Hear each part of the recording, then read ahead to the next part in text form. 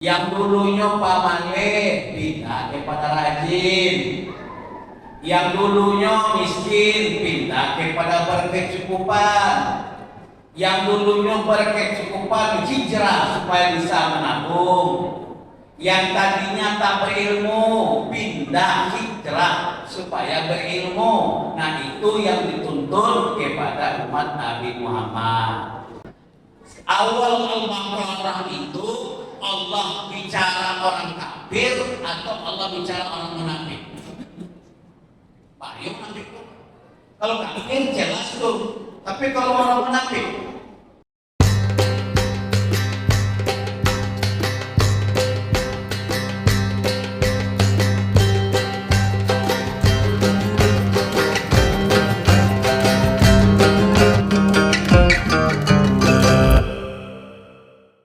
Bismillahirrahmanirrahim. Assalamualaikum warahmatullahi wabarakatuh.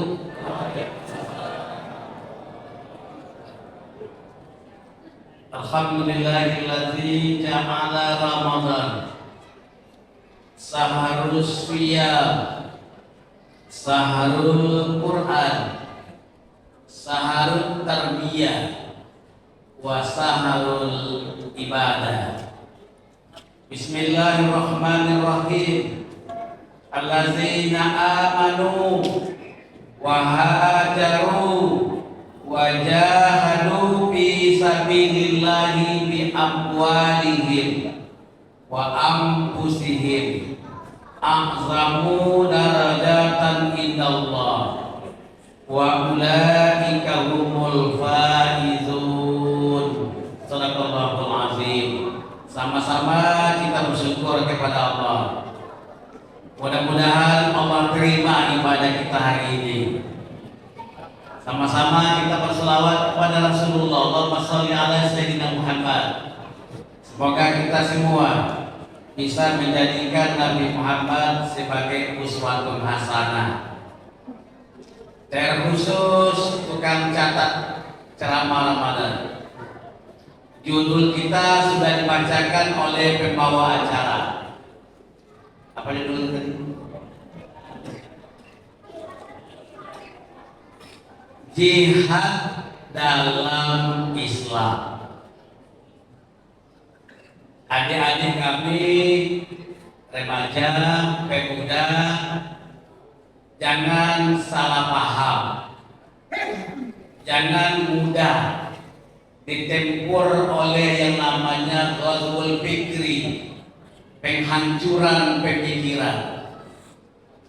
Sekitar 10 tahun yang lalu, Bapak Ibu jamaah, ada muncul pemikiran. Apa katanya? Teroris itu jihad. Nah, itu salah pemikiran. Dikatakannya teroris itu jihad. Tak lama kemudian lahirlah undang-undang negara dalam bidang pidana khusus, lahirlah undang-undang terorisme. Kenapa demikian? Supaya warga negara tidak salah pemikiran dalam memahami konsep jihad. Semoga anak-anak kita, remaja kita, pemuda kita ke depannya tidak terpengaruh oleh pikiran sesat yang mengatakan jihad itu teroris, itu salah besar. Bapak Ibu jamaah yang dimuliakan Allah, di dalam Al-Quran sangat banyak ayat-ayat perintah Allah untuk menyuruh kita berjihad. Kita garis bawahi Bapak Ibu, jihad itu secara umum artinya bersungguh-sungguh berjuang untuk mencari ridho Allah. Jadi jangan arti sempit jihad perang, jihad teroris, jihad bom bunuh diri, salah besar. Islam tidak pernah mengajarkan bunuh diri. Islam tidak pernah mengajarkan teror. Nah, itu terjadi di negara awal, di negara-negara muslim lainnya sekitar 10 tahun yang lalu. Nah, untuk malam ini salah satu kita bacakan ayat tentang perintah jihad beriringan dengan perintah hijrah, merubah, berpindah, memperbaharui. Yang tak baik dirubah. Itu namanya hijrah, artinya juga banyak. Kalau Nabi Muhammad dulu hijrahnya hijrah makani, hijrah tempat. Umat Nabi Muhammad disuruh hijrah qalbi, perubahan terhadap kehidupan diri kita masing-masing. Nah, di dalam surat At-Taubah ayat yang ke-20 termasuk Bapak Ibu tanda-tanda orang beriman itu termasuk salah satunya berjihad. At-Taubah ayat 20. Bismillahirrahmanirrahim. Allazina amanu, orang-orang beriman itu. Jadi termasuk puasa yang kita lakukan siang tadi kan juga dipanggil iman kita yang dipanggil. Kan tak ada yang dipanggil Islamnya depan. Apa sebab? Banyak orang Islam yang tidak berpuasa. Maka dipanggil imannya kutiba alaikumusiyam. Nah, yang dipanggil untuk berjihad itu siapa? Berdasarkan At-Taubah 20, yang dipanggil untuk berjihad itu juga orang beriman. Allazina amanu, orang-orang beriman itu hajaru, hijrah. Apa yang berhijrah? Yang dulunya maksiat pindah kepada taat. Yang dulunya pamale pindah kepada rajin. Yang dulunya miskin pindah kepada berkecukupan. Yang dulunya berkecukupan hijrah supaya bisa menabung.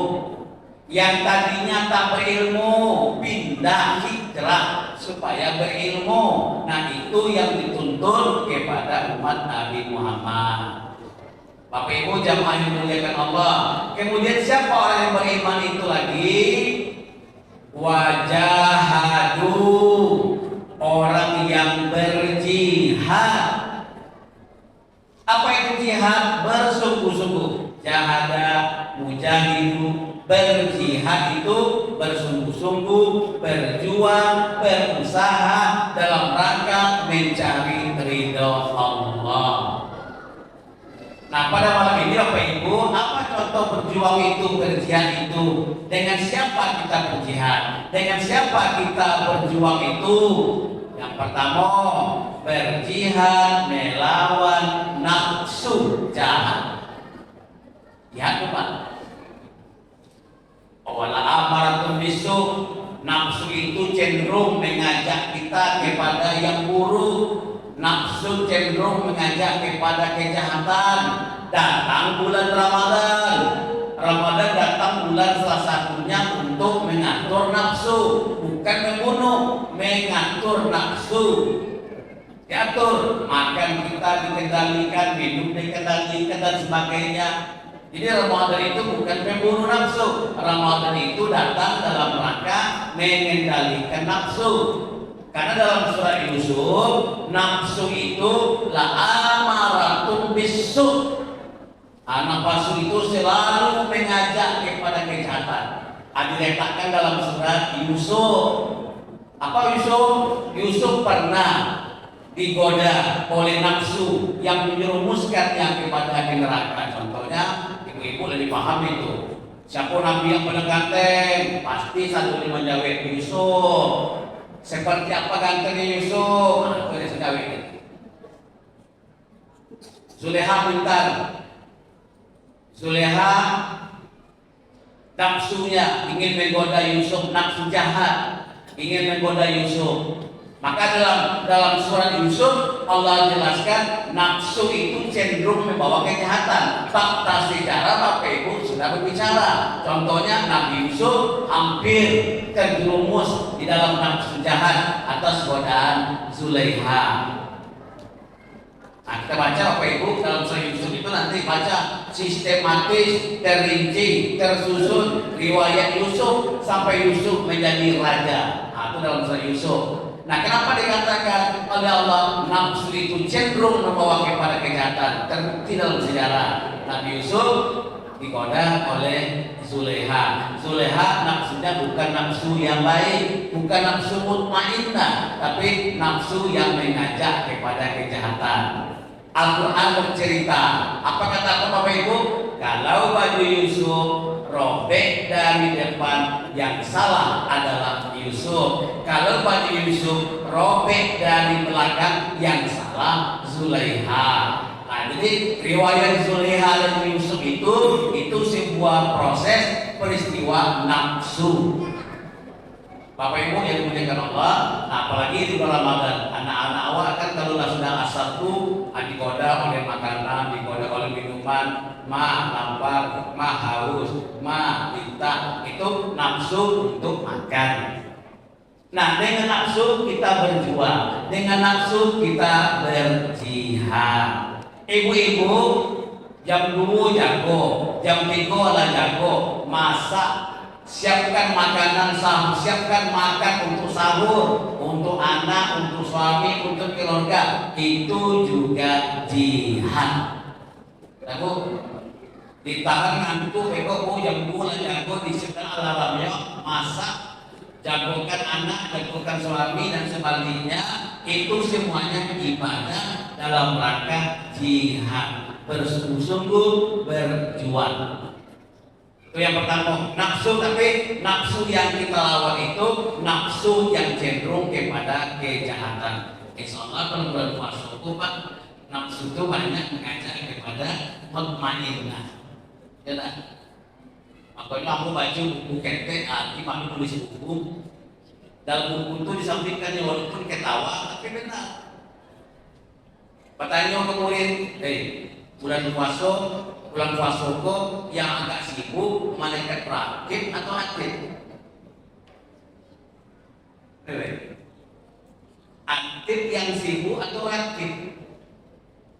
Maksudnya Bapak Ibu, amal kebajikan banyak terjadi di bulan Ramadan. Tentu yang sibuk malaikat tukang catat amal. Tentu malaikat yang tukang catat kejahatan kalau berbuat kejahatan. Nah, kan kiraman katibin, 2 malaikat tukang catat. Nah, ini tadi Bapak Ibu, alhamdulillah kalau bulan puasa insya Allah kita bisa melawan nafsu jahat itu. Tapi kalau di luar Ramadan, coba tengok perselingkuhan, penipuan, pengkhianatan dan sebagainya, itu banyak terjadi di luar bulan Ramadan. Yang kedua nafsu. Tadi jihad bernafsu. Yang kedua nafsu melawan setan. Bahasa Arabnya syaitan, bahasa Panamnya setan. Innahu lakum aduwwum mubin. Sesungguhnya setan itu adalah musuh kamu yang paling nyata. Jadi musuh kamu manusia kamanya awak tuh. Tidak berelok di tetangga, bermusuhan dengan jamaah, jangan.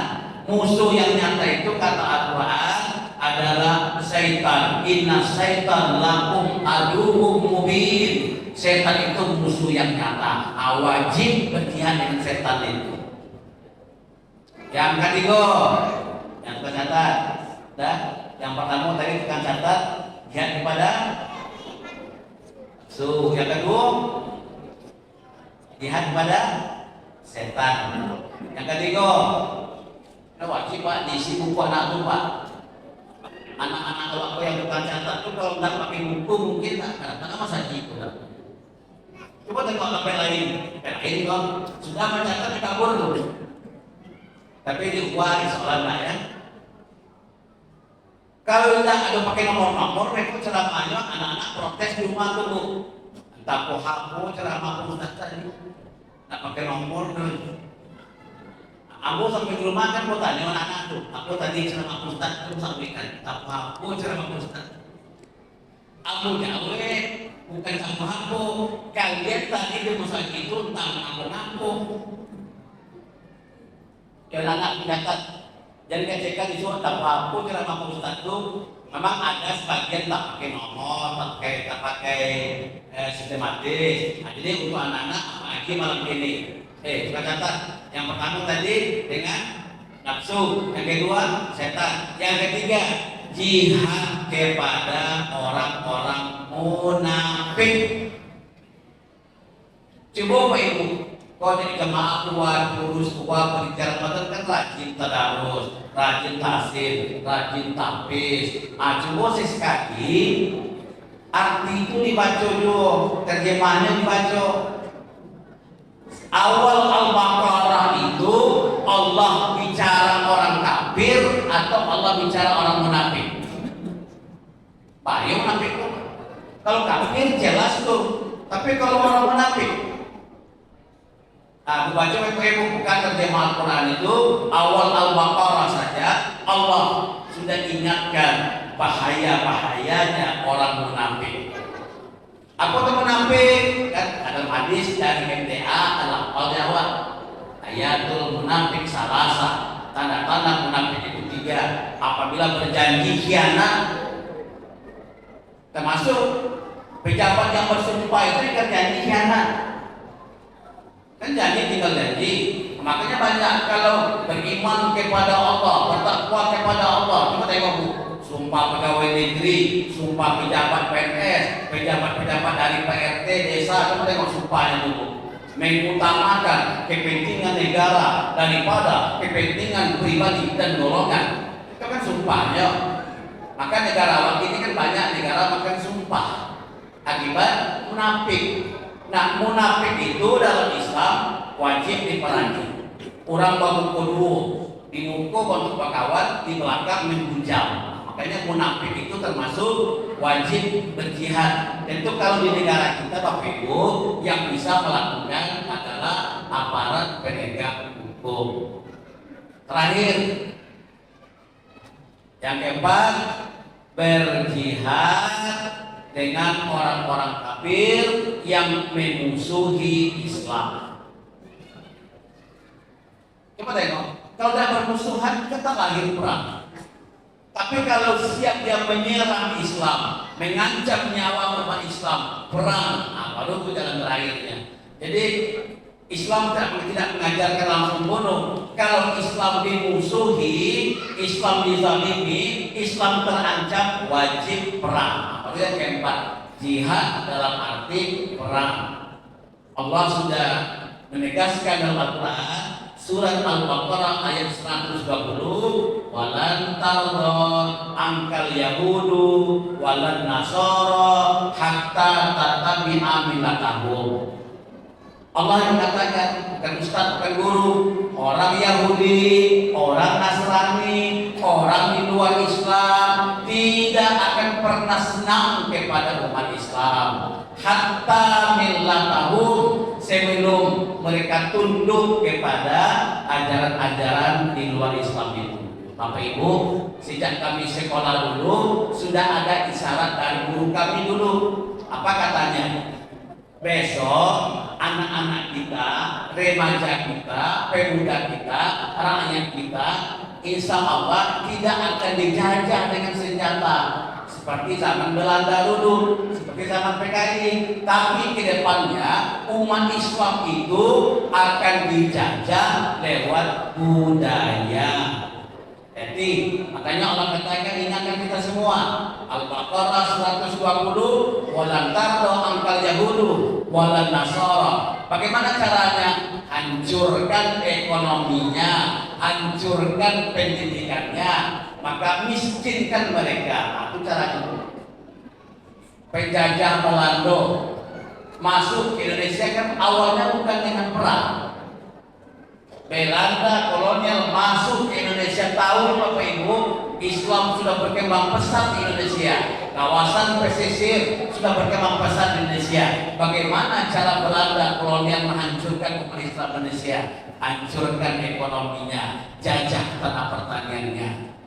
Kecil Amin Ambo dari Ampar dalam lagunya Manci Manasi dulu awal dijajah Jepang Jawa Belanda, bisu awal yang dijajah kita sasamu kita. Aku wajib dijihad itu. Mudah-mudahan ceramah singkat ini ada manfaatnya. Mohon maaf. Assalamualaikum warahmatullahi wabarakatuh.